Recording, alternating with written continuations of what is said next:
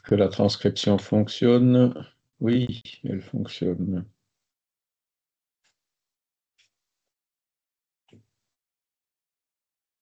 Voilà, écoutez, je vous propose qu'on commence, hein. On va faire comme d'habitude une petite prière pour élever nos pensées vers Dieu, notre Père, et vers tous ces bons esprits, ces anges gardiens qu'il nous envoie pour nous aider, pour nous assister 24 heures sur 24, 7 jours sur 7, surmonter les difficultés naturelles du quotidien, faire résonner un peu la voix de notre conscience pour nous faire sentir quand on est sur le bon chemin et aussi quand on s'en écarte, pour nous aider ainsi à mener à bien les missions, les objectifs que nous avions fixés pour cette incarnation. Donc, nous le remercions d'avoir cette occasion, cette opportunité de pouvoir être réunis, malgré les distances physiques qui nous séparent, d'unir les pensées et les intentions dans l'apprentissage, dans l'étude, dans une meilleure compréhension des lois naturelles. Et nous souhaitons que ces lectures soient bénéfiques aussi pour les esprits qui pourraient être parmi nous aujourd'hui et sur lesquels nous appelons la miséricorde de notre Père. Ainsi soit-il. Alors, sur le programme, nous voyons aujourd'hui que nous sommes le 4 mai. Nous sommes toujours dans le module 5 sur la réincarnation et nous verrons donc la quatrième partie de ce module. Il y a quatre cours quand même, rien que sur la réincarnation. Bon, je pense que c'est un peu fait exprès, hein, parce que nous, les Occidentaux, on a toujours un peu de difficulté avec la réincarnation. C'est des valeurs et des idées qui sont très communes dans l'Orient notamment, mais moins en Occident, tout simplement parce que les religions traditionnelles chrétiennes en particulier ont rejeté ces notions, hein, alors qu'elles faisaient partie de l'enseignement de Jésus, comme on l'a vu, hein, voilà. Et donc, on a vu les fondements, le but, on a vu les preuves, on a vu comment on programme notre réincarnation. Et là, on va voir, ben, quand on se réincarne, on passe par une phase qui s'appelle la phase de l'enfance, hein, la- où pendant une certaine période, cette période de l'enfance, la vraie personnalité de l'esprit est quelque part un peu au second plan, hein. C'est ce qu'on verra, donc les raisons et les causes de cela. Et il y a une autre caractéristique importante de la réincarnation, c'est l'oubli du passé, hein. Dans l'état normal, on ne se rappelle pas de nos vies passées, hein, ce qui est d'ailleurs pour beaucoup de personnes une objection en disant si j'avais eu des vies passées, je m'en rappellerais, comme je ne m'en rappellerais pas, j'en ai pas eu. Eh ben, le spiritisme dit on en a eu, mais on ne s'en rappelle pas. Et on va voir que cet oubli du passé a des bons côtés. Voilà. La semaine prochaine, on changera de module, donc on verra la pluralité des mondes habités. Donc c'est un complément de la réincarnation. On se réincarne sur la Terre, mais pas que, hein. On peut se réincarner dans des mondes moins évolués que la Terre, hein, ou dans des mondes qui sont dans l'état où la Terre était il y a quelques siècles ou quelques millénaires. Mais on peut aussi se réincarner dans des mondes plus évolués que la Terre, donc des mondes qui sont aujourd'hui comme sera la Terre le jour où l'orgueil et l'égoïsme se seront réduits et où régnera davantage de fraternité et donc de paix sur cette planète. Voilà. Alors, l'enfance, l'oubli du passé, donc on va justifier le pourquoi, hein, l'esprit passe par l'état d'enfance, et on va justifier aussi la nécessité ou euh, les avantages, en fait, de l'oubli du passé.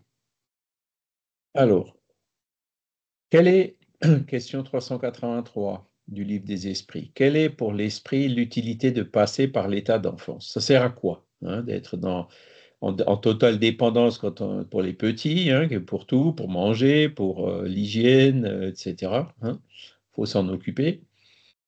Euh, Et aussi, bon, donc, cette innocence, cette candeur, etc. Pourquoi tout ça, hein? Et pourquoi devoir aussi tout réapprendre en allant à l'école, etc.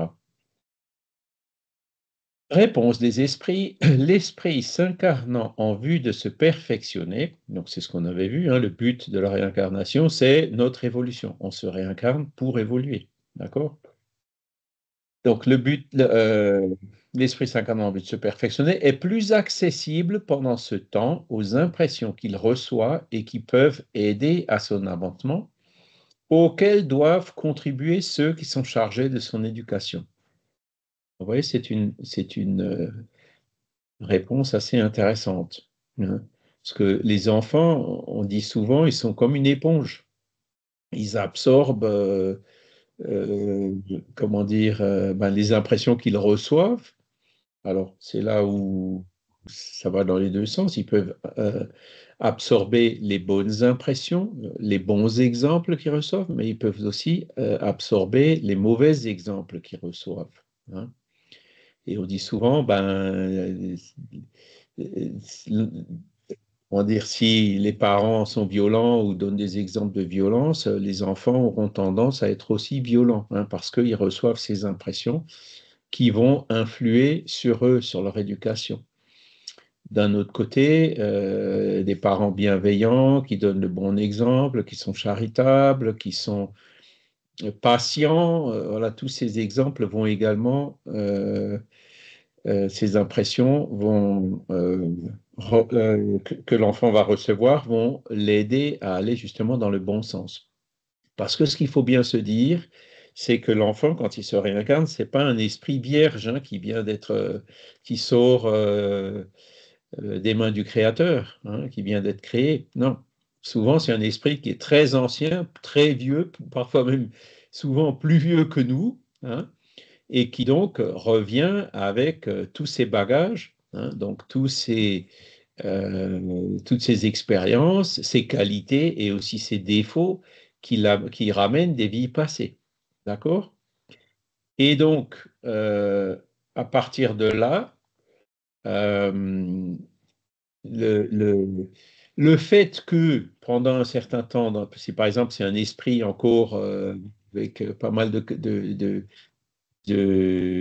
difficultés, pas mal de travers, hein, le fait qu'il passe une période dans cette période de l'enfance et qu'il soit justement comme une éponge accessible aux impressions qu'il reçoit, hein, un esprit par exemple violent qui reçoit beaucoup d'exemples de douceur et puis de pacifisme de ses parents, eh ben, il va, je veux dire, absorber, hein, ces impressions et ces exemples et ça va l'aider justement à travailler sur lui-même pour réduire ou pour se défaire de cette violence qui ramène encore des vies passées.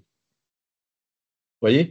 Donc, en fait, c'est ce mécanisme-là qui est très important, hein. C'est la période de l'enfance, il faut vraiment en profiter pour semer les bonnes graines, comme on dit, hein. Alors, quand il sera dans l'adolescence, déjà, c'est plus pareil, hein, et puis à l'âge adulte, quand son esprit révélera vraiment ce qu'il est, eh ben, il sera beaucoup moins accessible à ses impressions qu'au temps de l'enfance, hein. Alors, je vous invite chacun à réfléchir sur votre cas personnel, hein. Moi-même, ben, je me souviens encore aujourd'hui de certains bons exemples, certains conseils que mes parents donnaient quand j'étais enfant. Et je vois avec le recul, maintenant que j'arrive déjà dans la période de la vieillesse, ben que certains de ces conseils m'ont énormément aidé dans la vie, hein. Ça n'aurait pas forcément été naturel chez moi, hein. Et c'était d'ailleurs, même j'étais un peu rebelle par rapport à certains de ces conseils dans mon adolescence, dès mon adolescence. Mais avec le recul, je me rends compte à quel point ça m'a aidé, ces conseils m'ont aidé à devenir ce que je suis aujourd'hui, hein. Alors, si vous faites cette réflexion sur vous-même, vous allez probablement aussi vous rendre compte de ces choses. Alors, évidemment, moi, ça va, j'ai des parents qui n'étaient pas parfaits, loin de là. mais qui était quand même bienveillant. Ma mère ne travaillait pas, donc elle avait le temps de s'occuper de nous. Mon père, il avait une petite entreprise à lui, donc quand il y avait des vacances, ben, j'allais l'aider à travailler dans sa petite entreprise artisanale, hein. Il faisait des brosses, donc il travaillait le bois, etc. Bon, il y avait un peu de poussière, certes, mais donc très petit, j'ai appris, comment dire, à- à toucher du bois, ouais, c'est l'expression peut-être pas, mais à travailler manuellement, à sentir le matériau et voir ben, comment se fabriquaient ben, des objets du quotidien, etc. Donc, ce sont des choses qui m'ont énormément aidé. Maintenant, il y a aussi des cas où c'est plus difficile, hein, des enfants qui voient rarement ou presque pas leurs parents. Malheureusement, aujourd'hui, les contraintes matérielles font que la plupart du temps, il faut que les deux parents travaillent. Hmm. Alors, on commence à avoir, heureusement, hein, des congés de maternité, des congés de paternité, hein, des périodes plus longues pendant lesquelles on peut s'arrêter justement pour prendre soin de l'enfant, que ce soit le père ou la mère d'ailleurs, hein, pendant une période plus longue, hein, qu'à s'occuper de l'enfant pendant une période plus longue. Et donc, ce sont des choses qui vont dans le bon sens parce que ça permet justement de profiter de cette phase pour semer les graines. Alors, on met évidemment les enfants à la garderie, on met les enfants à l'école. Là-bas aussi, ils apprennent. Bon, ça va dans le petit village. Il y avait des activités périscolaires. On leur apprenait aussi à faire du travail manuel, à faire des objets, voire des fusées. Enfin, ils faisaient vraiment de tout, hein. Et tout ça avec d'autres enfants où ils apprenaient justement le respect les uns des autres, etc. Donc, ce sont toutes ces choses-là qui sont extrêmement importantes, hein, pour le développement justement des enfants. Après, ben, ils vont à l'école, hein, l'école maternelle, hein, c'est pendant 3 ans, hein, 2, 3, 4. Et après, l'école primaire. Donc, mais ce qu'il faut savoir, c'est que l'école, notamment le primaire, le secondaire, et puis encore davantage par après, donne à l'enfant l'instruction plus que l'éducation. Donc, il y a la distinction entre les deux qui est bien faite par Alan Kardec, qui, comme vous le savez, était Hippolyte Léon de Denisard Rivail, qui était pédagogue et qui a écrit pas mal de. J'en ai d'ailleurs relu un récemment, là, de ce qu'il écrivait quand il était pédagogue. Et il insistait beaucoup sur le fait que l'éducation ne devait pas se limiter à l'instruction, mais devait aussi, donc l'acquisition des connaissances, mais devait aussi couvrir l'éducation morale, hein. Or, aujourd'hui, on n'en bénéficie pas forcément dans nos écoles.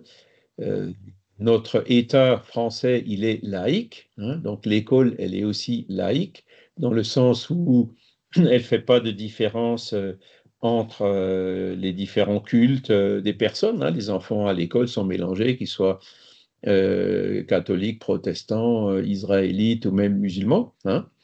Donc, voilà, l'école, en fait, c'est ça. La laïcité, c'est ça, c'est de rester ouvert aux différents cultes, ce qui est aussi bon pour l'enfant, puisqu'il va voir d'autres choses, il verra d'autres cultures, d'autres tendances, hein. Pour lui, c'est bon d'être comme ça dans une mixité, hein. Mais l'école étant laïque, bon, alors, de mon temps, il y avait quand même des cours d'éducation morale qui, à un moment, avaient un peu disparu, hein, mais qui maintenant reviennent. Alors, Vincent va peut-être pouvoir m'aider. Je ne me rappelle plus comment s'appellent ces cours d'éducation morale et civique ou quelque chose comme ça, hein, qui sont maintenant de nouveau donnés dans le primaire, même dans le secondaire, hein.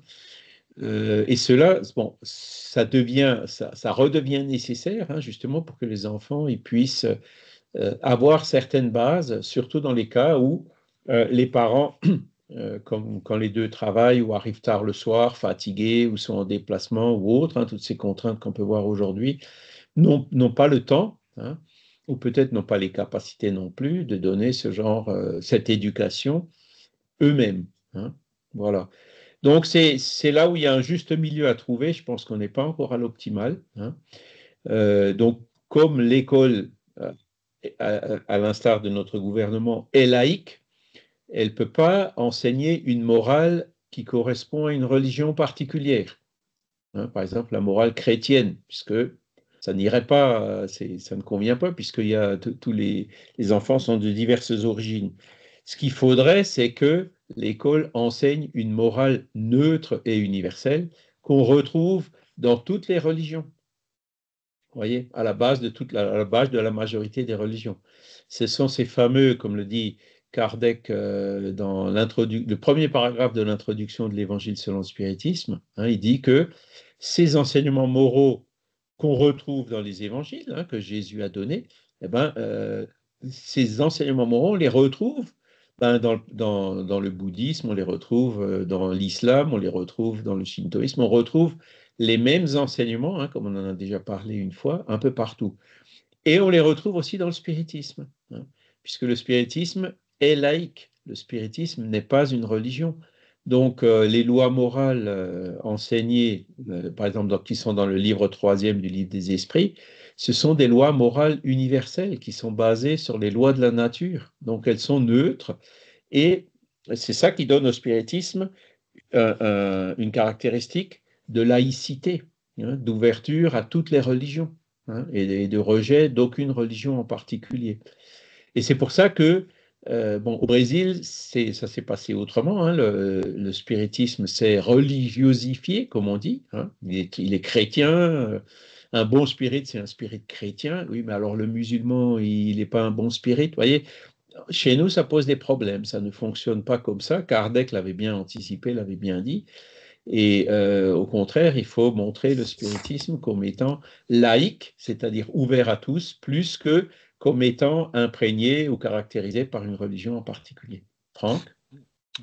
Oui, au sujet de, comment dire, en essayant de faire preuve un peu de réalisme actuellement en France, l'enseignement et surtout l'enseignement public est mis en grande difficulté justement à cause de certaines orientations religieuses particulièrement agressives qui remettent en question les bases même des acquis de la science ou des choses comme ça. Donc, je pense qu'il serait effectivement devant le désarroi, voire le découragement de beaucoup de profs qui se font maltraiter, insulter en permanence, voire agresser, de retrouver finalement une conduite morale, éthique, civique, vraiment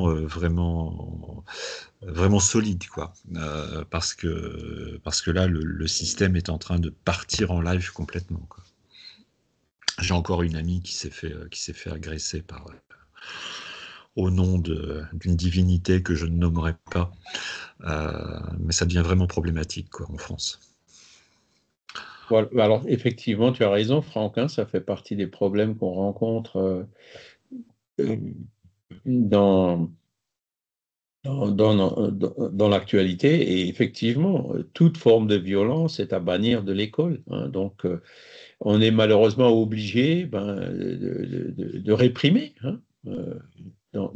Quand, je dirais, la violence dépasse, quand elle arrive même, hein, quand elle dépasse les limites surtout, pour éviter ben, ces agressions, etc. Maintenant, voilà, c'est. Alors, je ne sais pas à quel niveau ça se retrouve, hein, mais en général, ce genre de choses se produit plutôt ben, à la fin du primaire, début du secondaire, à ces niveaux-là. Hein. Donc, on revient, qu'est-ce qu'on peut faire pour éviter ça? Hein. Ben, c'est justement semer ces bonnes graines chez les enfants quand ils sont encore petits, hein, en maternelle ou au début du primaire. Hein.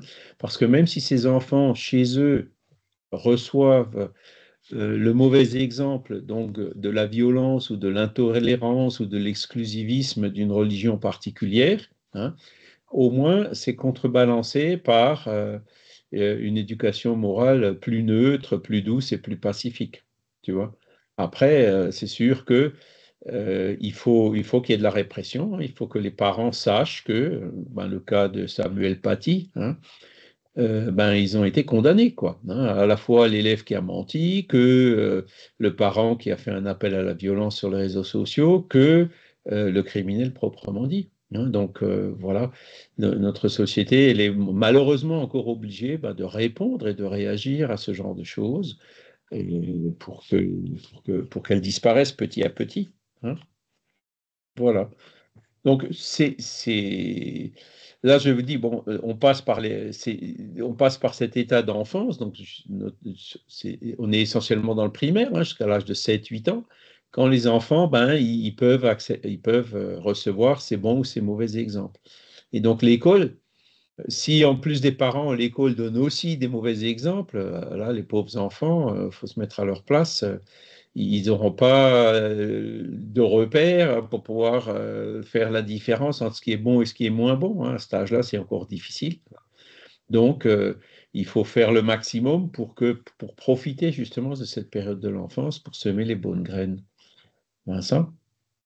Je crois qu'à l'heure actuelle, ce qui est difficile pour les profs, pour revenir au sujet, là, c'est qu'il y a une peur, hein. Faut le dire comme c'est, il y a une peur alors des parents déjà, hein, d'une part, et puis des élèves, parce que c'est vrai qu'il y a une violence qui leur est renvoyée en permanence et qui n'est pas forcément agréable. Pour donner un exemple, j'ai lu des textes qui ont été... on a mis au défi, en fait, un prof alors, pour expliquer le contexte, hein, dans les salles de cours, il y a des projecteurs vidéo. Et il y a un gamin qui a trouvé le moyen d'avoir l'application du projecteur vidéo pour télécommander le projecteur vidéo.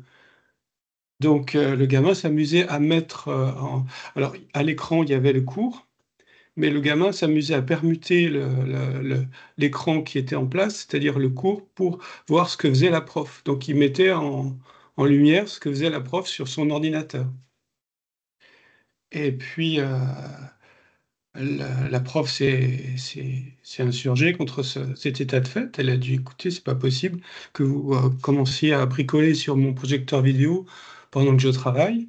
Et ça s'est envenimé. Donc, l'élève en question a utilisé ChatGPT pour générer un texte produit par un avocat qui la mettait en demeure de se justifier du fait de l'avoir interpellé en cours. Et ça a été loin, c'est-à-dire il a été chez le proviseur pour s'expliquer par rapport à ça, et les parents ont soutenu cet enfant en lui disant: «Oui, c'est normal, le prof ne doit pas te dire ce que tu dois faire». Donc c'est extrêmement difficile. Je crois qu'il y a un trouble général au niveau des figures d'autorité. C'est-à-dire quoi? Toi, Charles, tu as été en position d'autorité par rapport à des groupes de travail. Le professeur est en position d'autorité par rapport à ses élèves. Le parent est une figure d'autorité par rapport à ses enfants. Et c'est-à-dire que la difficulté, c'est que quand on est dans des figures d'autorité, la difficulté, c'est de ne pas transformer la personne qui est subalterne en objet, c'est-à-dire lui laisser le libre arbitre. Et c'est tout l'enjeu de notre société, c'est d'être dans les lois spirituelles et de ne plus être dans la soumission. En gros, c'est tu m'obéis parce que je suis ton père. Ça, c'est l'habituel, ou si tu ne m'obéis pas, tu auras une fessée. Ça, c'est la coercition habituelle. Et l'idée, c'est de dire j'aimerais que tu fasses ce que je te demande parce que ça a du sens dans la participation à la société, dans la participation, par exemple, à la vie de la famille. Et expliquer, ne pas imposer, participer à quelque chose qui est joyeux et qui n'est pas une imposition autoritaire. Et c'est très difficile. C'est ce basculement qui est à l'œuvre, je pense. Parce que ce soit le président de la République qui crée de la violence par des milices dans la rue, par exemple, pour réprimer les gilets jaunes, ou des figures d'autorité autres à l'intérieur d'entreprises, il y a une véritable violence. Tu as raison, c'est quelque chose qui traverse toute la société et qu'on a besoin de résoudre. Et puis, tu as tout à fait raison, Vincent. Cette violence vient d'où? Vient du manque ou du défaut ou du déficit d'éducation. Hein. Si, comment dire, les parents eux-mêmes n'ont pas eu d'éducation, donc voilà, cette violence des parents déteint sur Charles, les enfants. les parents ne sont pas responsables de tout. Ils ont été eux-mêmes maltraités. Donc on ne fait que C'est ça. répéter ce qu'ils ont subi. Et souvent, maintenant, chaque individu est responsable de ses émotions et de la manière dont il interagit avec les autres. Quand il est une figure d'autorité dans une position de domination sociale ou professionnelle, il a à exercer une forme de pouvoir sur les autres, mais avec discernement. Et c'est bien de ça qu'il s'agit, c'est-à-dire de comprendre les lois Temporaire. spirituelles pour pouvoir les mettre en œuvre. Et c'est aussi ce que j'ai du mal avec le spiritisme, c'est-à-dire qu'on a les lois morales, on a tout ça, mais comment ça se traduit dans les faits? Parce que la théorie, c'est bien, mais la pratique, c'est mieux. Et ça, je suis très sensible à ça parce que c'est vrai que dans les faits, les gens ont un discours, mais dans les actes, c'est souvent déconnecté. Souvent, c'est fait comme je dis, mais pas comme je fais. Souvent, c'est ça. Euh, je, je- je voulais rajouter une chose par rapport à ce que dit Vincent. C'est vrai il y a une chose qui est actuellement et semble une sorte d'impasse lorsque l'on entend le discours. C'est toujours un discours de victimisation. Voilà, je n'ai pas. Alors c'est parce que j'ai pas eu d'éducation, parce que j'ai pas. Mais zut, à la fin, je veux dire, on a tous eu nos drames. Il faut aussi se responsabiliser. Il faut aussi que l'on apprenne à grandir par rapport aux épreuves de la vie. Et moi, ce que j'aime dans la philosophie spirit, c'est que justement, même par rapport à nos vies passées, même si nous nous en souvenons pas, je pense que nous avons acquis une expérience qui nous sert à avancer. Or, actuellement, qu'est-ce qui se passe? Bien, au fait, les gens ne prennent plus aucune responsabilité, se disent victimes, c'est toujours la faute des autres. Et ça devient du grand n'importe quoi. Je pense qu'il y a des droits et il y a des devoirs. Les gens veulent avoir des droits, mais refusent toute idée de devoir. Et c'est là où c'est dangereux. Si on ne se responsabilise pas individuellement dans notre vie, dans notre rapport à l'autre, dans notre rapport à la société, dans ce que l'on peut apporter, même très modestement, vis-à-vis du bien commun, mais ça marchera pas, quoi. Ça ne marchera pas. Et, et- Alors, je veux pas être pessimiste, hein, mais je le suis quand même un petit peu actuellement.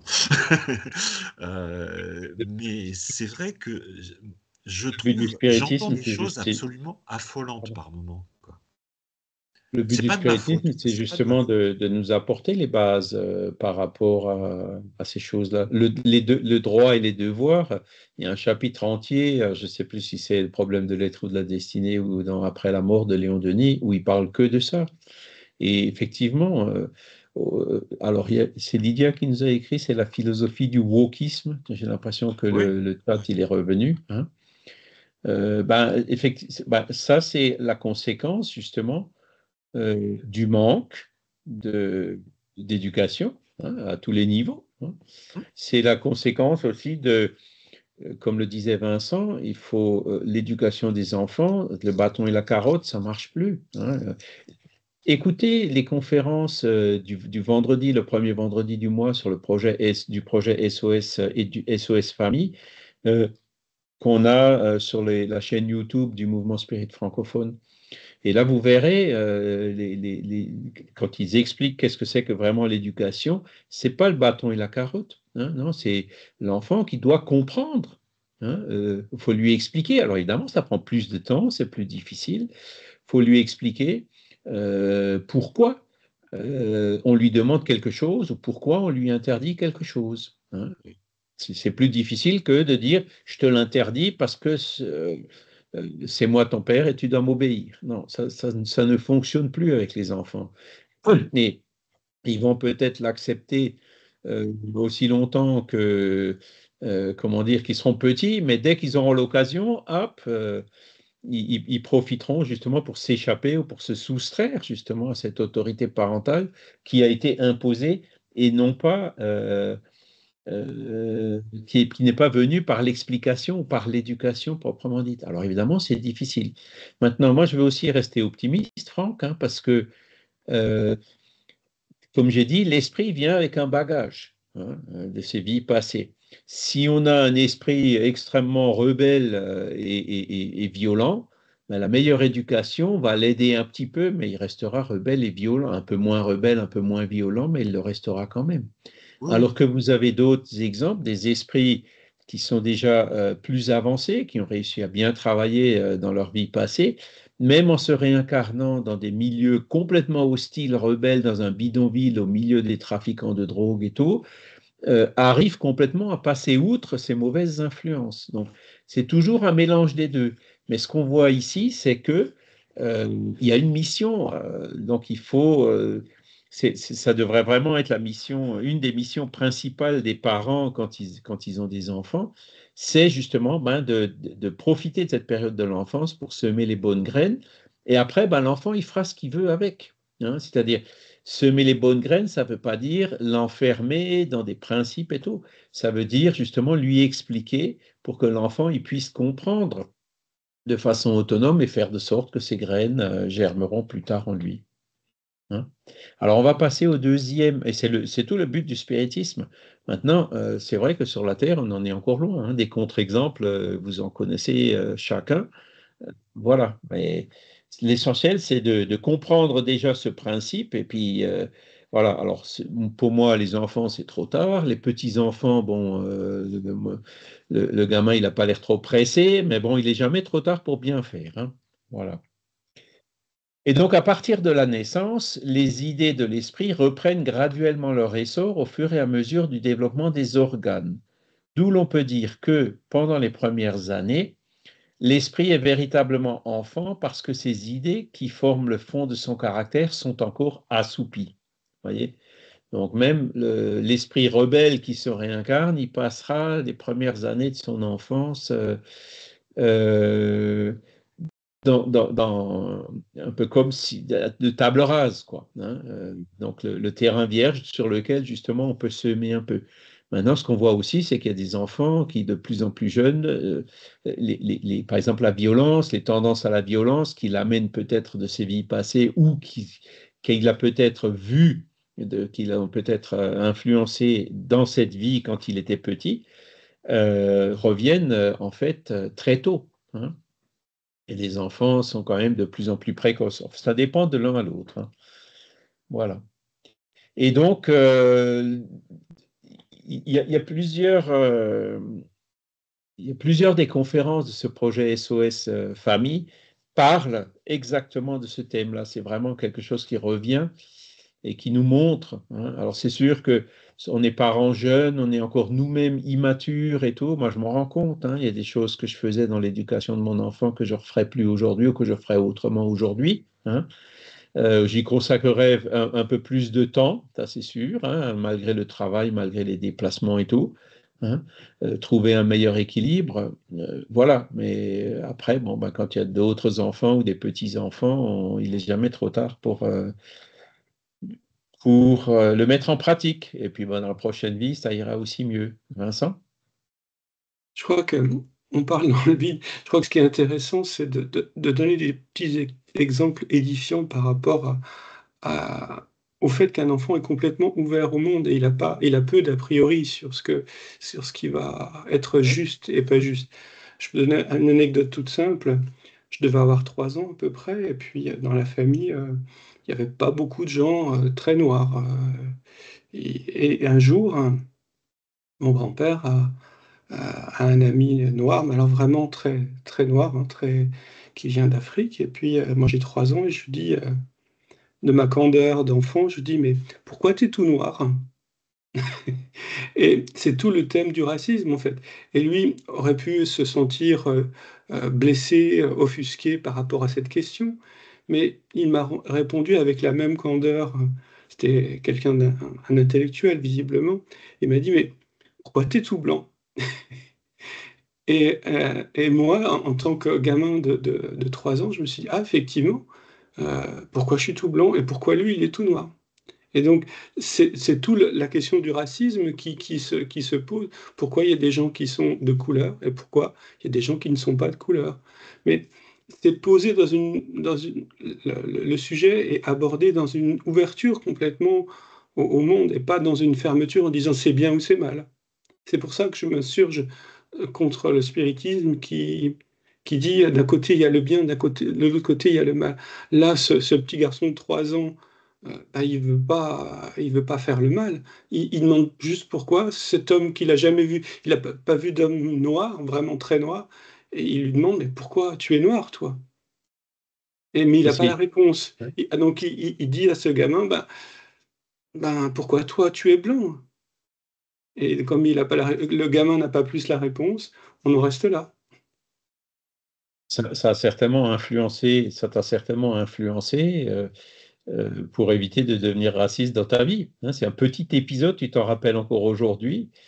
Voilà, ben, il y a des noirs, il y a des blancs, c'est aussi simple que ça. Après, le bien ou le mal, alors c'est là où on a une vue un peu différente, quoi. Alors, le bien ou le mal n'intervient pas dans le fait d'être blanc ou d'être noir. Mais le fait d'être raciste, par exemple, on ne peut pas dire que c'est bien, c'est plutôt mal, quoi. Donc, ces petites valeurs, hein, la violence par rapport au pacifisme, il faut quand même leur enseigner aux enfants, ça, montrer qu'il y a deux chemins. Hein, alors on peut se baser toujours sur les préceptes de Jésus quand il dit faites aux autres ce que vous voudrez que les autres vous fassent. Hein. Donc si l'enfant tape un autre enfant, ben, dans l'éducation, on peut se servir de ça en disant est-ce que tu aimerais, toi, qu'il y en a un autre un peu plus fort que toi qui te tape? Non, tu n'aimerais pas. Alors, donc si toi, tu n'aimerais pas qu'on te tape, Ce ne que le je fais pas aux proposais, autres. Et ça, les enfants, ouais, ils comprennent. Hein. ouais. Ce que je proposais, Charles, c'est une ouverture à la différence. Parce que c'est vrai que ce gamin-là, La de 3 ans, il diversité, s'ouvre à la différence. Il y a quelqu'un qui est différent, pourquoi il est différent? c'est C'est ça. l'âge aussi où on dit pourquoi ci, pourquoi ça. Et ça part pas d'un mauvais principe chez lui. C'est pour ça que la personne, l'individu en question a bien réagi, quoi, hein, en profitant de la question pour semer les bonnes graines. Michel? Oui, je comprends Vincent là, Je- tout à fait, mais pour moi, le spiritisme, c'est pas un catalogue du bien et du mal. Pour moi, le spiritisme, il me dit que je suis en train de vivre une expérience qui me rend responsable de ce que je fais. Et en fait, c'est moi qui vais dire si c'est bien ou mal. Alors, les autres peuvent m'aider en me disant peut-être que si tu fais ça, c'est pas bien, peut-être que si tu fais ça, c'est mieux. Mais pour moi, c'est le spiritisme, il n'est pas là pour me dire si c'est bien ou mal, il vient juste m'expliquer que je suis responsable de ce que je fais et qu'il y a une loi d'action et de réaction. Mais après, on peut l'interpréter évidemment comme des lois du bien et du mal. Mais je trouve que c'est tout à fait personnel, en fait, ces lois du bien et du mal. Le spiritisme, il nous dit que le bien et le mal sont inscrits dans notre propre conscience. Donc c'est notre conscience qui nous dit ce qui est bien et ce qui est mal. Et si on la verbalise, en fait, on veut l'imposer aux autres, ce bien et ce mal. Mais c'est pas le spiritisme qui nous dit ce qui est bien et qui nous dit ce qui est mal. Alors, je suis d'accord, il y a un paragraphe sur l'homme de bien, en effet, sur l'homme de bien, mais une fois de plus, c'est encore des conseils par l'expérience des autres. Et, mais pour moi, le spiritisme ne me dit pas ce qui est bien et ce qui est mal. Il me dit, tu es en train de vivre une expérience, fais en sorte d'en tirer le mieux, le meilleur pour toi. Et voilà, mais il n'y a pas de bien et de mal, je pense pas. Alors bon, bien sûr, il y a les mots d'Alan Kardec qui sont du 19e, hein, bien sûr, avec les punitions, etc. Mais même cette punition, c'est juste une conséquence de cette loi d'action et de réaction. Et dans ces cas-là, en effet, il y a une conséquence qui peut être bien pour toi ou mauvaise pour toi. Et voilà. Mais la vie est une expérience, en fait. c'est ça. Et la manière un peu résumée de dire ça, c'est que le spiritisme, il ne marche pas au bâton et à la carotte, hein. Le bâton et la carotte, c'est ce qu'on appelle l'hétéronomie qu'on retrouve dans les religions traditionnelles, hein. C'est l'enfer ou le paradis ou le purgatoire, hein.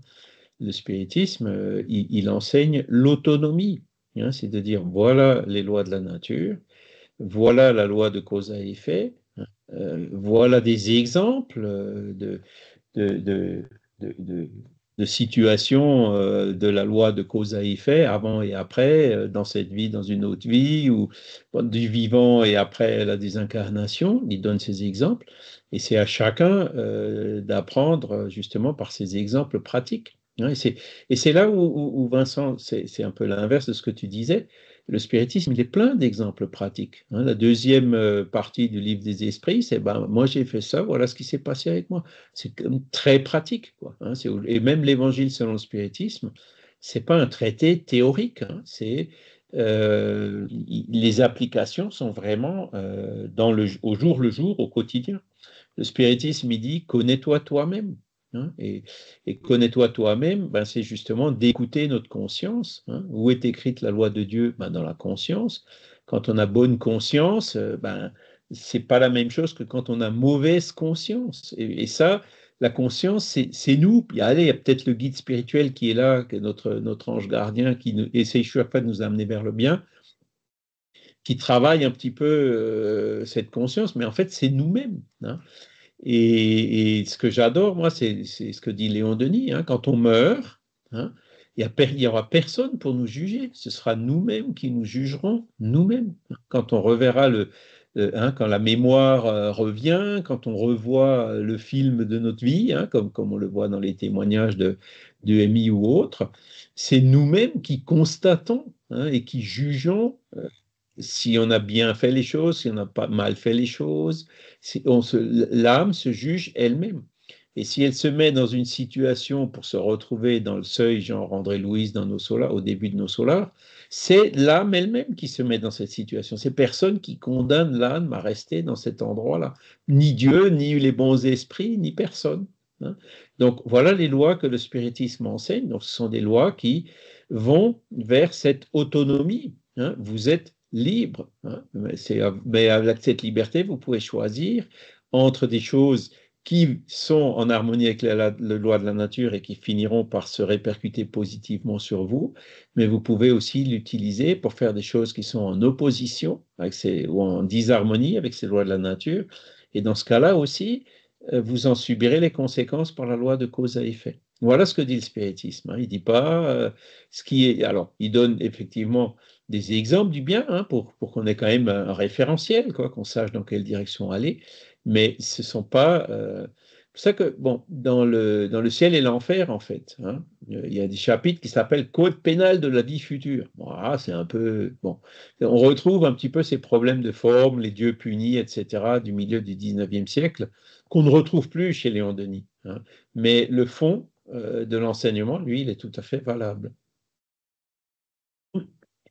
Alors, on va passer à la deuxième partie, qui est l'oubli du passé, hein. C'est en vain quand l'on objecte l'oubli comme un obstacle à ce qu'on puisse profiter de l'expérience des existences antérieures. Parce qu'il dit, ouais, mais si je ne me souviens pas des mauvaises expériences que j'ai faites, comment est-ce que je peux éviter de les répéter, hein?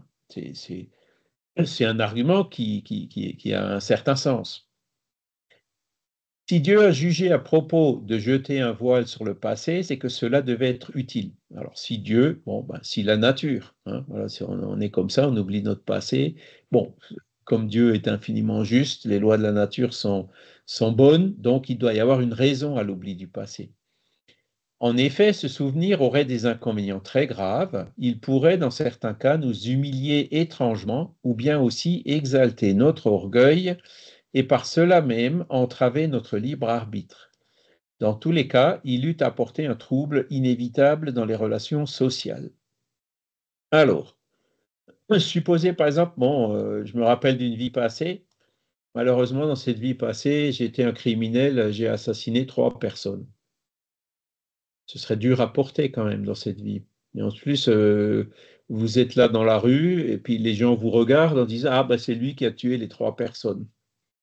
Hein. Ce serait on conçoit que ce n'est pas des situations faciles et que dans ces cas-là, l'oubli du passé est quand même salutaire. Hein. Oui, j'ai tué 3 personnes, oui, je vais en souffrir les conséquences, mais je n'ai pas ce poids, je n'ai pas cette charge en permanence sur moi. Hein. Parce que sinon, difficilement, on ne sombrerait pas dans des culpabilités ou dans des situations qui nous empêcheraient justement de réparer, de refaire, de changer, d'améliorer. Supposez maintenant au contraire que dans une vie, vous vous souvenez que dans une vie passée, vous étiez un personnage très important, hein, je ne sais pas, un président de la République ou quelque chose comme ça, et vous vous retrouvez dans une incarnation suivante, fils d'ouvrier. Ce serait pas, ou même fils de chômeur, ou j'en passe. Hein, ce serait pas forcément difficile, très facile aussi à porter pour les esprits qui sont dans cette situation. D'accord? Alors là, je prends des cas extrêmes. Mais dans mon cas, c'est clair, hein, je sais que j'ai fait des bêtises dans mes vies passées, mais je ne veux pas savoir plus. Je veux pas savoir je veux pas avoir ces bêtises constamment présentes dans ma mémoire. Hein. Moi, je veux pas savoir ce que j'étais dans les vies passées, puisque plus on va dans le passé, pire on était, hein, puisqu'on évolue, puisqu'on devient meilleur chaque fois. Hein. Donc, c'est mon choix. Hein. Le fait d'avoir en permanence dans la mémoire les bêtises, même si c'est pas des crimes, hein, que j'ai pu faire dans mes vies passées, bah, je suis sûr que ce serait un poids que qui m'empêcherait d'avancer plus vite dans cette vie. Vous voyez? Donc, c'est ça l'argument qui est répondu ici par Kardec, sachant que, voilà, je ne me souviens pas des détails des vies passées, mais en observant mes tendances actuelles, je sais très bien quel genre de travers j'ai commis dans les vies passées. Voyez. Donc, ça ne sert à rien de connaître tous les détails en s'observant soi-même. Encore une fois, se connais-toi toi-même. Ça nous suffit pour avoir une idée de ce qu'on a pu faire. Quand on voit, par exemple, les difficultés qu'on a dans cette vie, les maladies qu'on a pu avoir et qui peuvent, comme on l'a vu dans le cours antérieur, être le choix qu'on a nous-mêmes fait. Et ces choix-là aussi, ben souvent, on les oublie. Hein. Les aveugles ne se rappellent pas systématiquement avoir choisi de renaître aveugle dans cette vie. Hein, c'est pour ça que il y en a certains encore qui se révoltent. Hein, le fait pourquoi moi, hein, bon, mais c'est eux qui ont fait ce choix. Et s'ils oublient justement ce choix, c'est que voilà, ça doit les, comment dire, ça a plus d'avantages que d'inconvénients. Vincent? Non. Et Christiane d'abord. Moi, je vois numéro 1 Vincent, numéro Oui, 2 Christiane. Mais... Christiane d'abord. Allez, Vincent cède son tour. Alors, le micro, Christiane. Voilà, excusez-moi. Merci Vincent de ta galanterie. Oui, Charles, j'étais en train de penser, et vous le verrez tous, que plus vous vieillirez, plus vous aurez assez du passé de cette vie présente à porter chaque jour. Voilà, c'est tout. C'est vrai, c'est vrai. Je suis aussi sur ce chemin-là, donc je confirme. Vincent? Ouais, j'ai un petit peu quelques difficultés, moi, par rapport au fait qu'on vienne se réincarner, par exemple, en tant qu'une personne modeste. On est aussi dans une société qui stigmatise la pauvreté, le fait d'être la France d'en bas, d'être cette frange de la population qui est mise à l'index. En gros, c'est des gens coupables d'être ce qu'ils sont. Et quelque part, le spiritisme vient renforcer cette idée en disant, ben, si tu es ouvrier, c'est que tu as besoin de faire cette expérience. Je pense que c'est une forme de violence aussi. C'est une forme de violence aussi de dire, voilà, tu es coupable d'avoir été un patron exploiteur, maintenant tu vas être ouvrier et tu vas être de l'autre côté. C'est une forme de violence. Je suis désolé de le dire, mais c'est comme ça. Hein. C'est pas ça que dit le spiritisme. Le spiritisme, il dit Tu as choisi dans cette vie de renaître ouvrier ou de renaître dans des conditions difficiles, fils d'ouvrier. C'était aussi mon choix d'ailleurs, hein. Mes parents, mon père en 1939, il avait 9 ans, hein, ma mère, elle avait 11 ans. Et donc en Alsace, pendant la guerre, il y avait 2 heures de cours par jour avec des vieux instituteurs allemands qu'ils avaient dépêchés là dans les écoles. Ils avaient 1 heure de politique, de propagande politique et 1 heure de chant. Donc voilà ce qu'est l'éducation de mes parents. Et j'ai choisi de renaître dans ce milieu socioculturel. Ça ne m'a pas empêché derrière de faire mon chemin et de devenir ingénieur. Et des gens comme ça qui même, je dirais, je pense même que j'ai fait exprès de faire ce choix pour savoir ce que c'est, hein, la simplicité, pour savoir ce que c'est que les milieux socioculturels relativement réduits, pour les relations, les amis et tout. Je ne suis pas né dans le 16e arrondissement de Paris, et heureusement. Hein, mais ça ne m'a pas empêché après de devenir ce que je devais devenir. Et des exemples comme ça de personnes qui naissent dans des milieux défavorisés, mais qui s'en sortent super bien, il y en a beaucoup, hein, beaucoup plus qu'on ne le pense. Alors c'est vrai que, bon, plus on monte quand je suis arrivé en gros dans l'école d'ingé, bon ben là, quand on demande aux collègues, tiens, ton père, il fait quoi? Ah ben voilà, il était ingénieur polytechnique, il est dans le who's who, et toi, ton père, il fait quoi? Ben il est professeur d'université, toi, ton père, il fait quoi? Et à un moment donné, je me grattais la tête, je me disais, merde, où est-ce que je suis tombé là, hein? Mais il y avait quand même, allez, 10 ou 15% des gens comme moi qui étaient sortis d'un milieu socioculturel modeste, hein. Charles, Et donc, la c'est pas des portes méritocratie, fermées, mais c'est vrai qu'il y a encore, tu nous parles comment de dire, non. méritocratie, là. La méritocratie, c'est une arme utilisée par les dominants pour dire, voilà, toi tu mérites pas. Non, je crois que, oui, Oui. et je crois qu'il y a vraiment un souci là, à ce niveau-là, et moi je suis pas d'accord, voilà. Faut pas écouter ça, hein. Moi, je te dis, j'ai jamais été discriminé de par mes origines, même dans des milieux comme l'école d'ingé, comme je viens de le dire. Au contraire, hein, au contraire. Charles, il y a de la Les profs ou discrimination inverse. Il peut y Pardon? avoir de la discrimination inverse. Moi, on m'a reproché d'être mauvais à l'école parce que je sortais d'un milieu où je ne devais pas être mauvais à l'école. On m'accusait d'être mauvais à l'école parce que, en me disant, mais tu le fais exprès, quoi. Ouais. Et ça, Non, c'est mais aussi une forme de violence.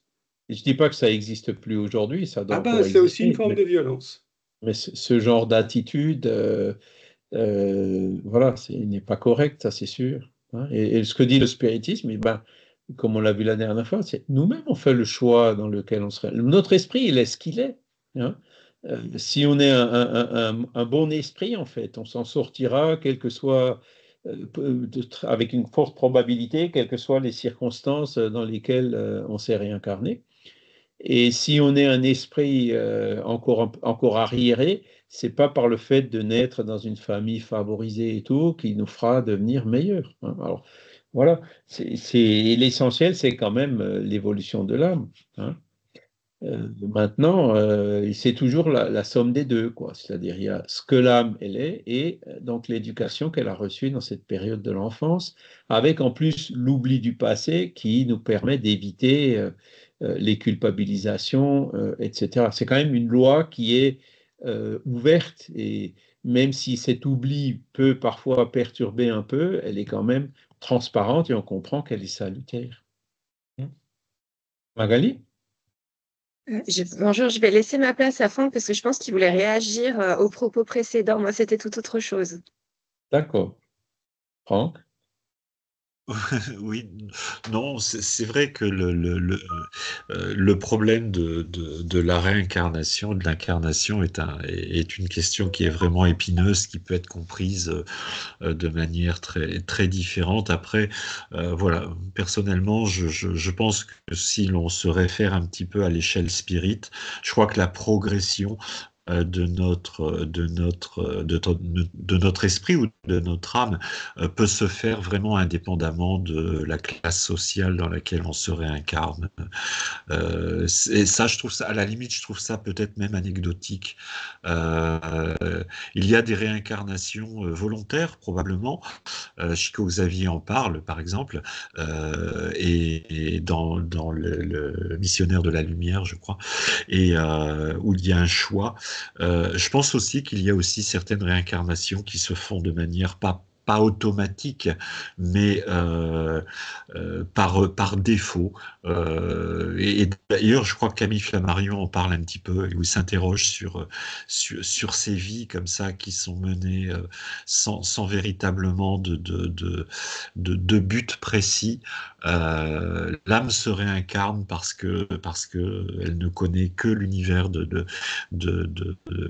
la matière, l'attrait des plaisirs, quels que soient les plaisirs, quelles que soient les classes sociales, et qu'effectivement, j'adhère aussi un petit peu à cette idée qu'il n'y a pas il n'y a pas d'élitisme dans la réincarnation. Même si Alan Kardec peut peut-être le laisser penser, mais je pense pas que c'était vraiment son idée. Je pense qu'effectivement, on peut très très bien évoluer, voilà, de manière très importante et très rapide, totalement et indépendamment d'une classe sociale dans laquelle on se réincarne. C'est ça. Et après, bon, ben, c'est les guides spirituels qui sont là, hein, Ouais. même quand l'esprit qui se réincarne n'est pas en condition de faire les choix lui-même, eh ben, ces esprits-là connaissant l'esprit qui se réincarne, vont choisir les situations qui lui seront le plus favorables pour son évolution, hein. Et à la limite, quand les guides choisissent pour nous, ce sera un meilleur choix que quand on choisit nous-mêmes, hein. On peut le voir comme ça. Mais au fur et à mesure qu'on évolue, non, ils nous laissent le libre arbitre. Au fur et à mesure qu'on évolue, notre libre arbitre se développe. Et ben, très tôt, hein, c'est comme pour les enfants, hein, les éduquer vers l'autonomie, des esprits, on est des grands enfants, hein, ben, ils nous laisseront faire le choix nous-mêmes, hein, voilà. Mais alors, c'est sûr qu'après, voilà, il y a des. Comme tu le dis, hein, le fait de renaître dans des conditions socio-culturelles modestes ou difficiles, ça peut parfois être un stimulant pour l'évolution de l'esprit, parce qu'il sait ce que c'est. Pour moi, c'est ça, hein, je sais ce que c'est. Si j'étais né dans le 16e arrondissement de Paris, je n'ai rien contre les gens qui naissent dans le 16e, hein, il y a certainement des esprits très évolués qui choisissent de naître là-bas, mais je n'aurais pas connu ce que j'ai connu, hein, la simplicité, j'aurais été différent aujourd'hui, c'est clair, hein. Donc, en l'occurrence, c'était un choix que j'ai fait et que je ne regrette pas. Et ça ne m'a pas empêché, encore une fois, le guide spirituel étant là, hein, de dire on est dans un milieu socioculturel modeste. Ben, dans l'éducation, j'ai toujours eu la chance d'avoir des instituteurs et ensuite des profs qui étaient globalement bons, qui m'ont aidé, qui ont répondu à mes attentes, etc. Et donc, voilà, j'ai pu faire partie des 10% d'élèves d'une école d'ingé qui sont issus d'un milieu socioculturel modeste. Bon, voilà. Bon, après, quand on a zéro, voilà, c'est bon. C'est pas comme ça. Moi, j'ai jamais vu comme ça des barrières. Alors, je dis pas que ça n'existe pas, hein, par rapport aux origines, hein. C'est vrai qu'il y en a qui vous regardent de travers et tout, mais alors ça me passait. Alors, c'est difficile de comprendre quand tu n'es pas dans la situation d'une personne qui est stigmatisée et qui subit de la violence. Moi, je suis une personne qui subit de la violence et je peux te dire que c'est difficile de renvoyer de l'amour quand tu subis de la violence. Voilà. Ouais, bon, ben, c'est vrai, c'est vrai. Si c'est une épreuve, c'est une épreuve qui est difficile à vivre. Et je subis, en tant qu'ouvrier, toutes sortes de violences de la part des figures d'autorité, qu'elles soient sociales ou autres. Et c'est difficile de renvoyer quelque chose de positif et qui ne juge pas en retour, quoi. C'est ça l'idée. Je comprends tout à fait bien, hein. Maintenant, après, Tout dépend de comment on prend cette violence. Hein. Les gens qui se moquaient de moi d'un moment ou d'un autre, bon, bah, je ne me prenais pas la tête avec ça. Et très vite, je me retrouvais dans des situations qui montraient justement leur faiblesse à elles, hein, par rapport à la prétendue faiblesse que j'avais moi. Alors, ce n'était pas pour exciter mon orgueil, mais c'était pour éviter de tomber dans la révolte et de transformer cette révolte en compassion. Hein. Donc, c'est déjà une première étape en disant, ben, voilà, je subis des violences, mais moi, je ne veux pas être violent. Et j'ai de la compassion vis-à-vis de ceux qui commettent encore des violences. Hein, c'est la manière dont on le prend qui va nous aider. Alors, on va quand même donner la parole à Magali. Merci. Moi, je voulais revenir sur la phrase que vous disiez et que je médite depuis un certain temps, qui consiste à observer voilà, notre attitude actuelle, nos tendances actuelles, et ça permet de comprendre un petit peu les erreurs qu'on a pu faire dans le passé.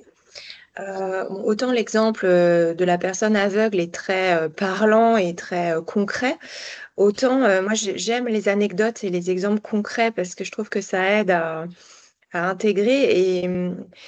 Et effectivement, je voulais savoir si vous aviez d'autres exemples, peut-être un peu personnels, de témoignages pour nous aider un peu à comprendre ça. Parce que bon, autant la personne violente, la personne colérique, la personne exubérante, je comprends parce que c'est flagrant. De façon flagrante, sans faire trop d'efforts, dans la connaissance de soi, on arrive à identifier effectivement nos traits de caractère et ce qu'on a pu être. Moi, ce qui m'intéresse, c'est un petit peu plus en profondeur, on va dire des traits de personnalité peut-être un petit peu plus subtils que vous auriez pu identifier. Donc, ça, c'est la première question. Et la deuxième, est-ce que les rêves peuvent, à coup sûr, nous ramener des témoignages de ce qu'on a pu être, ou il faut quand même malgré tout avoir du discernement et se méfier de ces rêves. C'est pas parce que je rêve d'un truc que j'ai été ce truc-là.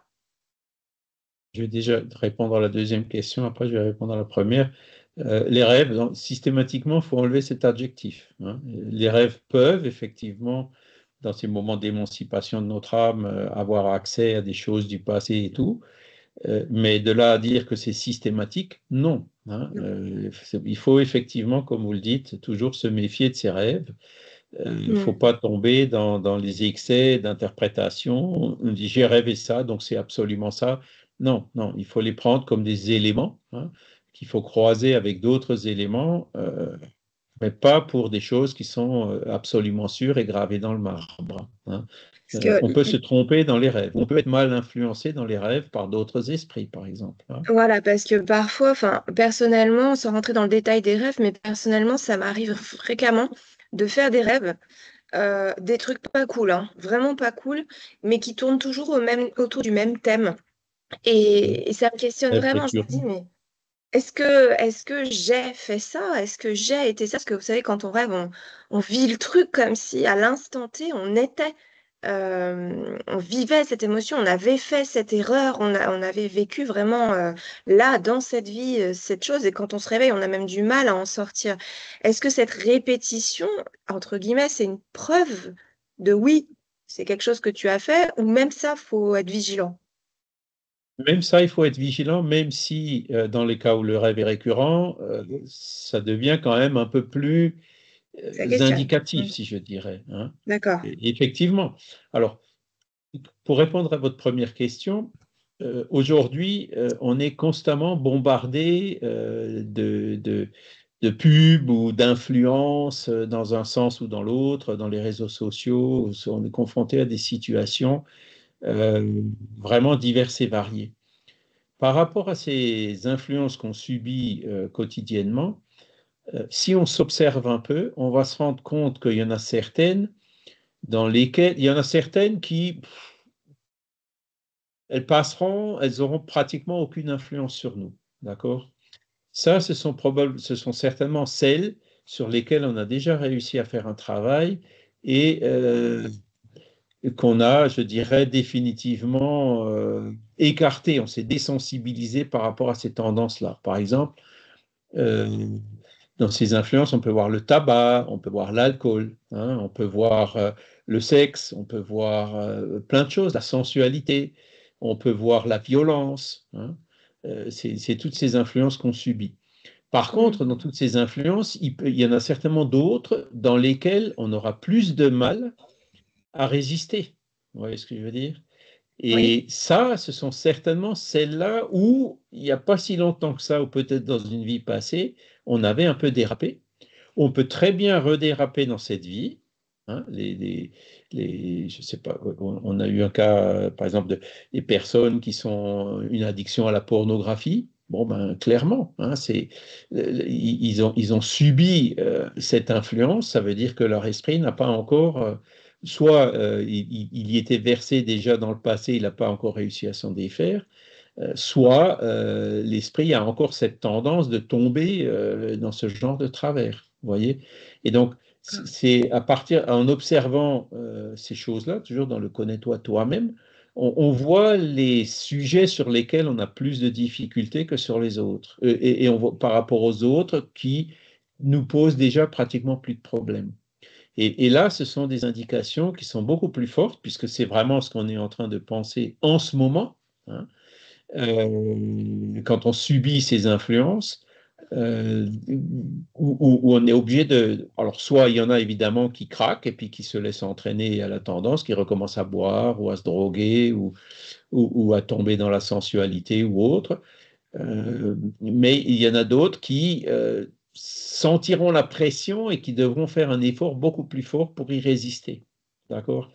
Et ça montre hein, que cet effort, justement, il faut le continuer pour pouvoir s'en défaire définitivement. Alors que ceux qui y succombent, ils vont au contraire encore voir ces choses-là comme un avantage ou quelque chose qui va leur apporter du plaisir ou autre, hein, et qui retomberont donc dans l'alcool ou la drogue ou autre chose. Hein. Et c'est une des manières de s'observer, de voir les tendances qu'on peut encore avoir en nous-mêmes, sur lequel on est obligé d'être vigilant et de travailler, voire même, il peut y avoir des stratégies d'évitement aussi. Hein.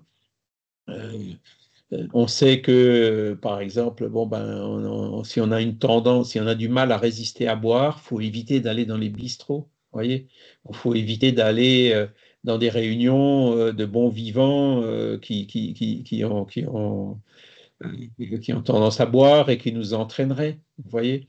Bon, après, il y a différentes méthodes pour y résister, mais ce sont les indications de voir où sont encore nos points faibles, où sont encore les points faibles de notre esprit, ceux qu'il faut qu'on travaille. Alors, c'est la même chose pour la violence, c'est la même chose pour beaucoup d'autres, la révolte. Hein. Il y a plein de questions comme ça voilà. Quand ça nous travaille, c'est que il faut travailler. Hein. Par contre, il y a d'autres sujets sur lesquels, comme on dit, ça glisse. Quelqu'un qui se moque de moi, si j'ai la conscience, bon, j'écouterai. Hein, je me dirais, tiens, il a peut-être raison. Ah, c'est vrai que j'étais un peu négligé ici ou là, mais à partir du moment où on a la conscience tranquille, voilà, le ciel peut nous tomber sur la tête, on ne bougera pas. Hein. Hein, voilà un peu l'exemple. Alors, c'est évidemment très personnel. Hein, c'est chaque esprit est un esprit avec son bagage, ses expériences, ses tendances, son niveau d'évolution. Hein. Donc, si on arrive à faire ce travail sur nous-mêmes, ce travail d'observation, là, on va détecter assez facilement les points qui nous posent encore problème et si on veut avancer ou s'ils vont évoluer. Et c'est là où aussi on se rend compte que dans cette vie, les circonstances ont fait que on a pu travailler ces points-là. Donc voilà, ça faisait partie de nos choix aussi avant de nous réincarner. On a été prévenus, on a eu par exemple des parents ou des amis qui nous ont aidés à nous retenir pour ne pas retomber dans dans le même travers. Vous voyez. C'est là où on peut, où on a eu une maladie qui nous a, par exemple, bon, alors moi je ne dis pas que, voilà, mais j'ai eu une maladie à un moment donné, hein, où j'ai pris un traitement médicamenteux, il y avait une contre-indication absolue à l'alcool. J'étais jamais alcoolique, mais pendant 2 ou 3 ans, hein, c'était le Parlodel, je pense que Michel doit connaître, euh, c'était 0 alcool pendant 3 ou 4 ans, hein. Et depuis, ben, aujourd'hui, je bois plus du tout. Ou alors, bon, quand il y a une bonne bouteille, je bois un doigt comme ça, quoi. Je goûte, je mouille les lèvres et puis c'est tout, mais je ne bois plus. Ben, c'était certainement un choix que j'ai fait, même si j'ai aucune tendance à l'alcoolisme, hein, contrairement à d'autres personnes de ma famille où c'était un peu plus compliqué. Vous voyez. Et donc c'est là où on arrive à voir aussi les circonstances de la vie qui ont fait que ça nous a aidé à définitivement passer outre, surmonter la tendance qu'on a pu avoir dans un passé. Merci, c'est parfait. C'est très clair. Voilà. Merci beaucoup. Hein, c'est le connais-toi toi-même. Hein. Et donc, ben, il est déjà 9h10. Donc, le dernier, si nous n'avons pas, c'est justement ce qu'on vient de dire, si nous n'avons pas pendant la vie corporelle un souvenir précis de ce que nous avons été et de ce que nous avons fait de bien ou de mal dans nos existences antérieures, nous en avons l'intuition. Et nos tendances instinctives sont une réminiscence de notre passé auquel notre conscience, qui est le désir que nous avons conçu de ne plus commettre les mêmes fautes, nous avertit de résister.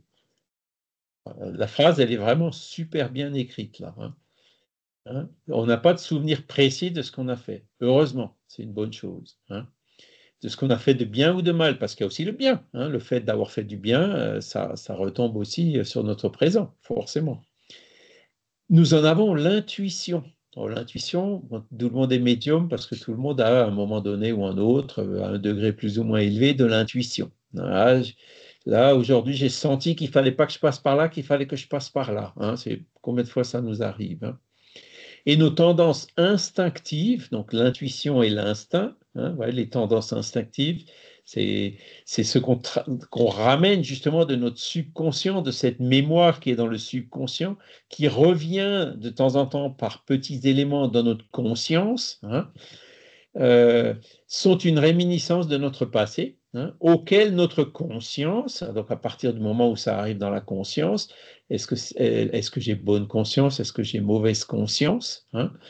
Si on a mauvaise conscience, ben voilà, ça va nous aider, hein, par le désir de ne plus commettre les mêmes fautes. Hein, et donc, notre conscience nous avertit, attention, terrain glissant, là, il faut que tu résistes. Freine des cas de fer.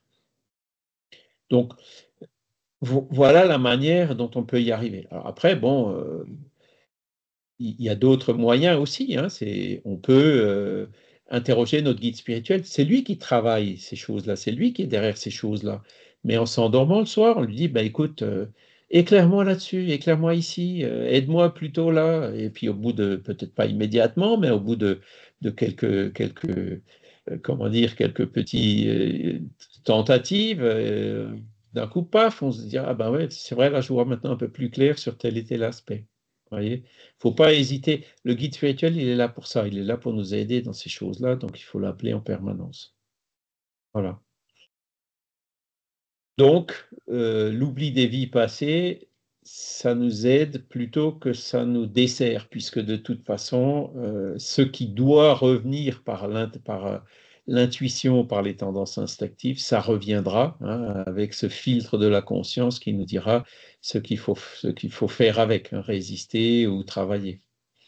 Donc, à partir de là, on n'a pas besoin de se rappeler des détails. Et c'est pour ça que je vous dis, moi, je ne veux pas les thérapies régressives, j'en veux pas. Ou même si un jour je suis obligé de les faire pour une raison ou pour une autre, surtout ne me le dites pas, je ne veux pas savoir ce que j'étais dans la vie passée. Parce que je sais que j'ai fait des conneries, donc je ne voudrais pas les avoir présentes à l'esprit en permanence. Voilà. Maintenant, après, il y a d'autres personnes qui sont plus curieuses, qui veulent absolument savoir. Et puis, le fait de savoir, faut savoir qu'il faut d'en être conscient. C'est pour ça qu'on a parlé aussi des thérapies régressives. Il faut faire attention. on va dans le passé, ah ben voilà, je suis mort, écrasé dans... OK, ben, quand on revient dans le présent, qu'est-ce qu'on fait avec? Hein, les thérapeutes, il faut qu'ils sachent travailler ces traumatismes du passé pour les effacer dans le présent. Parce que si ce travail n'est pas fait, le traumatisme peut rendre la situation de la personne encore pire ou encore plus difficile. Vous voyez? Donc, parfois, on doit avoir une conférence ou deux sur les thérapies de vie passée, hein, notamment, il s'appelle Prieto Pérez, le médecin, hein, que vous pourrez trouver sur la chaîne YouTube Médecine et Spiritualité du mouvement spirit francophone. Il avait parlé de ce sujet en citant des exemples, hein, où ils arrivent, par exemple, à résoudre ou à atténuer des cas de claustrophobie ou d'agoraphobie grâce à ces thérapies régressives. Donc, il ne faut pas les rejeter, hein, elles peuvent être utiles dans certains cas. Voilà. Est-ce que vous avez encore des questions par rapport à ce sujet, puisqu'il est déjà 9h15? C'est un sujet vaste, hein, comme d'habitude. Je vous encourage évidemment aussi à lire le support, hein, qui donne plus de références et plus de détails. Et je vous encourage aussi, il y a, je crois, quelqu'un, c'est Christiane, qui nous a mis, voilà, Regard Spirit, la santé des relations entre parents et enfants, ben, c'était une des conférences. En fait, ces conférences, il n'y a pas de playlist, elles ont été données en direct, donc vous allez dans les conférences en direct, vous verrez, en cherchant par exemple SOS Famille, vous verrez là, une vingtaine ou peut-être même 25 conférences qui ont déjà été données depuis 2 ou 3 ans. Et ça tourne toujours autour de ces sujets, et y compris des sujets d'actualité du genre dépendance digitale. Parce que ça, c'est un autre défi auquel on est obligé de faire face. Et j'ai vu récemment à la télé qu'il y a des prescriptions maintenant d'interdire les écrans à tous les enfants en dessous de l'âge de 6 ans. Est-ce que c'est une bonne solution ou pas? Je ne sais pas, mais en tout cas, il y a des études maintenant montrant sur le développement du cerveau et tout, que les effets néfastes qu'ont les écrans sur les enfants, donc il y a certainement des arguments pour le justifier. Voilà. Sachant que de toute façon, tôt ou tard, l'enfant, quand il sera plus grand, il s'y mettra et il en fera ce qu'il voudra, quoi. Mais dans ces questions d'éducation, c'est vrai que aujourd'hui, justement, la dépendance digitale, beaucoup de parents sont constamment le nez sur leur smartphone, et les enfants qui sont là, ben, ils finissent aussi par tomber dans le même travers avec le nez sur leur smartphone ou sur leurs écrans. C'est un défi supplémentaire qu'on a à relever aujourd'hui. Alors, des fois, on se dit, mais avec tous ces défis, comment on fait pour s'en sortir? Ben, regardez-vous, hein, vous en êtes quand même plus ou moins sorti pendant votre vie, quoi. Hein, c'est-à-dire que on arrive à résister, on arrive à survivre, on voit bien les choses qui nous ont tirés dans le bon sens ou les choses qui nous ont tirés dans le mauvais sens, mais bon an, mal an, on a quand même réussi à avancer et à être là aujourd'hui. Voilà. Charles, j'ai une question, mais Oui. une question purement technique. Comment fait-on pour, au sein du groupe, pouvoir discuter un petit peu entre nous? Je ne sais pas si... Je voulais parler à Vincent, par exemple. Je ne sais pas comment on fait. Est-ce qu'on peut correspondre Je réfléchis. Sur celui-ci, il me semble que quand la réunion est terminée, vous n'avez plus accès au chat, par exemple, hein, c'est ça? Oui. Oui, mais il existe aussi le lien LMSF. Attendez. C'est un Teams qui est le Teams professionnel, entre guillemets, du LMSF. Hein. Le Teams qui a remplacé Skype, apparemment, Oui. il fonctionne différemment. Hein, c'est là où je n'ai pas encore réussi vraiment à faire la différence. Voilà. Alors, par contre, je pense que est-ce que dans Teams, on peut envoyer un message à quelqu'un en particulier? Je sais pas. Il n'y a pas de groupe WhatsApp. Si, il y a un WhatsApp, je ne sais pas, mais dans Teams, vous avez le groupe alors, qui s'appelle LMSF Médiumnité. Ouais. Et là, vous pouvez partager plein de choses. D'accord. MSF Médiumnité, oui. Alors ça, c'est pour le cours du jeudi. Mais il me Oui, alors oui, semble... pardon. Oui, Il me semble que excusez-moi. pour ce cours-là, on n'a pas. Ah, étude de la philosophie, voilà. Vous l'avez également dans Teams. On a aussi. Donc, c'est aussi un groupe Teams, anciennement Skype, hein, c'est ça? Oui, c'est ça, exactement. Alors, attendez, je vais revenir au programme. Sur le programme, voilà, celui-ci, tu l'as ce fichier, Franck, hein, le Oui, programme. oui. En dessous, là, il y a deux liens. Il y a un lien Teams, Ah oui. qui est celui pour venir à la réunion, et il y a un lien du groupe Skype. Et quand on clique sur, alors je vais même essayer, quand je clique sur ce lien du groupe Skype, alors ça va m'ouvrir, tac, ça m'ouvre Teams. Voilà, alors je vais vous le mettre. Voilà ce que ça m'ouvre. Hein. Vous voyez mon écran Oui, là? Oui, oui. oui, on voit. Et donc, ce deuxième lien Skype, il arrive sur Teams, donc étude de la philosophie spirit. Et là, on voit, bon, ben voilà, toutes les personnes qui sont inscrites. Alors, Vincent, il doit y être. Moi, quand je clique Vincent. sur ce lien du fichier, du fichier PDF dans lequel il y a le programme, le lien Skype, ça fonctionne pas. Alors, est-ce que vous utilisez un navigateur particulier? Non, non, ça fonctionne.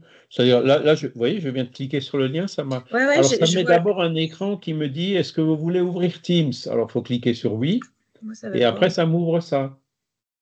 Parce Ça que veut pas. Teams, Je on peut testerai l'accéder avec de deux vous. manières. On peut l'accéder dans le navigateur ou on peut l'installer, on peut l'accéder dans Oui. l'application Teams. En appli, ouais, il faudrait peut-être que j'essaye en mettant une appli. Et, et là, vous voyez, la poste, c'est mon compte Microsoft personnel. Hein. Oui. Celui qu'on utilise, vous voyez, où j'ai pas accès là-dedans, c'est celui du LMSF qu'on est en train d'utiliser pour parler ensemble.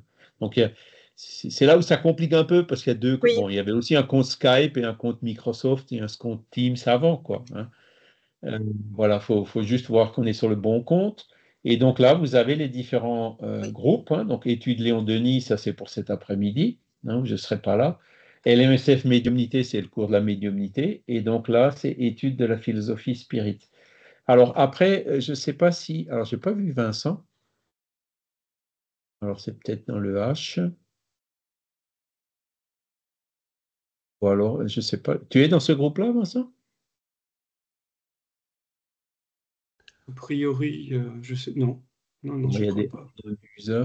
Ben, il faut, si tu cliques sur ce lien là qui est dans le programme, je vais vous le mettre dans la conversation là. Alors attendez, voir. Bon. Ok, et je vais vous le mettre ici. Comme ça, vous pouvez cliquer tout de suite. Voilà. Et donc, ça doit, vous devez arriver vers. Attendez, je suis pas que je ne me perde pas dans les Teams parce qu'il y en a deux qui tournent. Vous devez rentrer dans ce groupe-là. Et donc, Franck, est-ce que Franck y est? Non, je pense pas. Voilà. Donc ça, après, bon, quand vous avez après quelqu'un, si vous cliquez dessus, ça vous ouvre une autre fenêtre où vous êtes en conversation permanente avec lui. Vous voyez? Hein, vous prenez, je ne sais pas, Philippe de Oliveira, hop, ça m'ouvre une autre fenêtre où j'ai les dernières conversations avec Philippe. Vous voyez? Je ne vois ni Franck ni Vincent. Voilà, Non. mais si vous cliquez sur le lien que j'ai mis là dans le chat, normalement vous rentrez dans ce groupe-là. D'accord?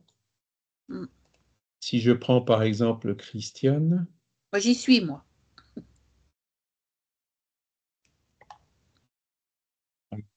Christian, Christophe. Je suis peut-être dans Perlou. Hein. Alors, Perlou. Peut-être, je ne sais plus. Je viens de le quitter. J'y retourne.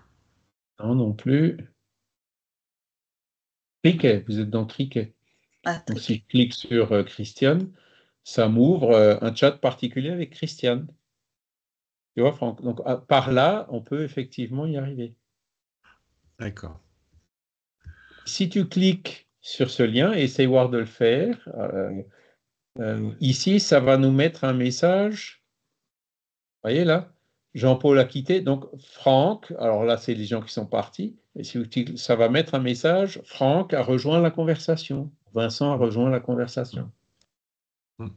Bon, je vais essayer. D'accord? Ouais, je vais essayer. Voilà. D'accord. Non, ben Vincent, il peut te passer son adresse email ou autre directement. Hein. Ouais. Voilà.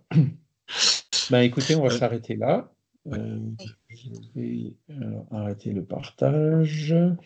On va remercier aussi les bons esprits qui étaient là aujourd'hui pour nous orienter. C'est des questions que c'est vrai qui sont assez complexes, mais on arrive justement à regarder, à examiner tous les aspects pour se rendre compte que les lois de la nature sont quand même bien faites. Donc, petit à petit, on avance, on travaille, on les comprend mieux et on comprend mieux justement cette grandeur qui n'est pas toujours évidente du premier abord. Et on va demander aussi à notre guide spirituel de nous aider dans cette compréhension. Et on remercie donc cette occasion et aussi les esprits qui ont été là pour apprendre avec nous. Voilà. Je vous souhaite un excellent dimanche, une excellente semaine, et puis je vous dis à bientôt. Merci. Et Bientôt. soyez prudents sur la route. Merci Charles. Bon Franck, dimanche. tu veux qu'on reste un petit Oui. peu en conversation? Bon dimanche. Tu voudrais qu'on reste un petit peu en conversation? Vous pouvez Ah, rester ça. aussi, Si ça tu c'est veux. possible. Si c'est possible. Merci. Bye bye. Au revoir. Au revoir, Charles.